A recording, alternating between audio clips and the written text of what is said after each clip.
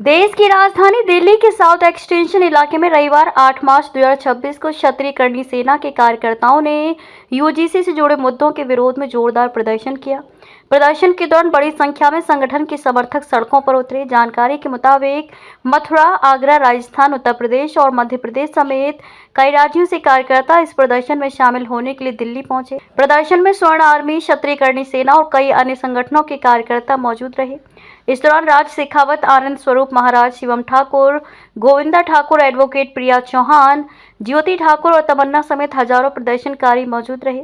प्रदर्शनकारियों ने यूजीसी से जुड़े कुछ प्रस्तावों और नीतियों का विरोध करते हुए सरकार के खिलाफ जमकर नारेबाजी की। उनका कहना है कि वे नीतियों से असहमत हैं और सरकार से इन्हें वापस लेने की मांग कर रहे हैं।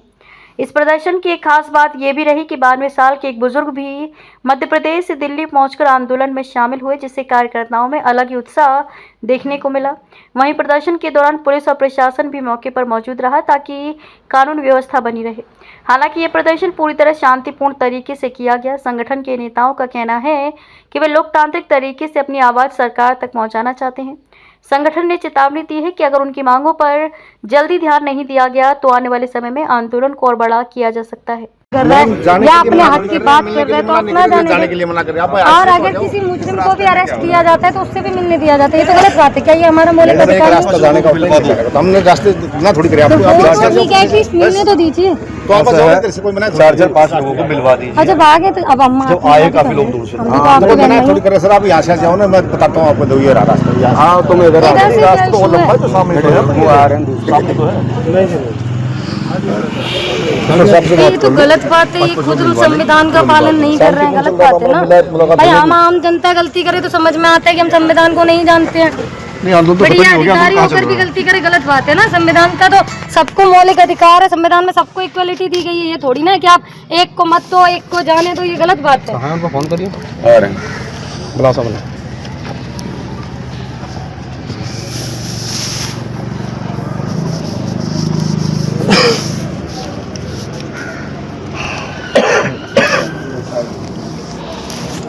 आंदोलन तो खत्म हो चुका है, मामले में कोई है नहीं, लेकिन उनसे मिलने के लिए 5-5-10 लोग मिलाते हैं। हम वही तो कह रहे हैं।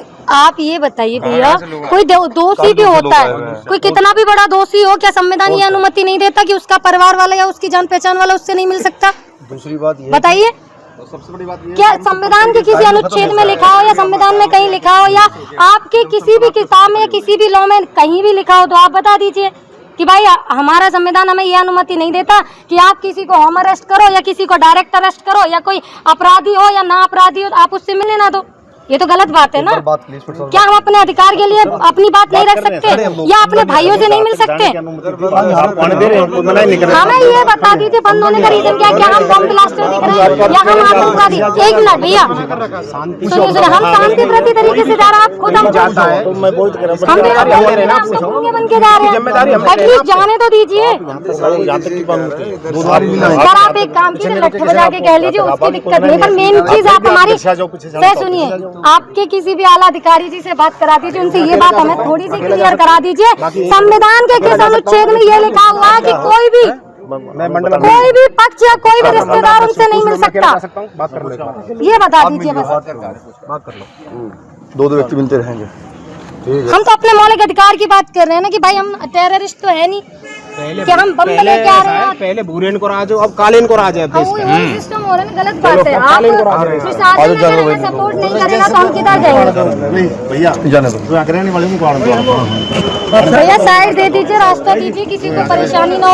हम तो खुद ये चाहते हैं शांति प्रति तरीके से सारी चीजें कानून के दायरे में। फिर भी कानून हमें अगर कानून के दायरे से वंचित रखना चाहता है वो अलग बात है।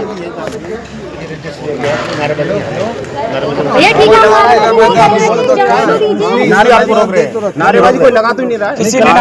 अगर हमारा कोई कार्यकर्ता नारेबाजी कर जाए, आपको जो उचित लगे वो करिएगा। हालांकि नारेबाजी करना भी संविधान के अंदर।